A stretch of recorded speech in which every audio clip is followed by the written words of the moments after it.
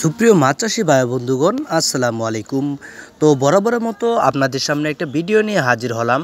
এটি হলো অরিজিনাল থাই জাতীয় দেশি পুঁটি মাছের পোনা। তো আপনারা স্ক্রিনে লক্ষ্য করতেছেন 1 কেজিতে 10 পিস এই সাইজের পোনাগুলো আমরা বাংলাদেশের যে কোনো জায়গায় অর্ডারের মাধ্যমে হোম ডেলিভারি দিয়ে থাকি। ও তাছাড়া আমাদের এখানে রয়েছে বিভিন্ন ধরনের মাছের পোনা, যেমন ভিয়েতনামি শোল মাছের পোনা, ভিয়েতনামি কই মাছের পোনা, দেশি শিং, দেশি মাগুর, আইর, বোয়াল, চিতল, ব্ল্যাক কাপ, সোনালি রুই ও তাছাড়া আরও বিভিন্ন ধরনের রঙিন মাছের পোনা অথবা কাপ জাতীয় মাছের পোনাও রয়েছে।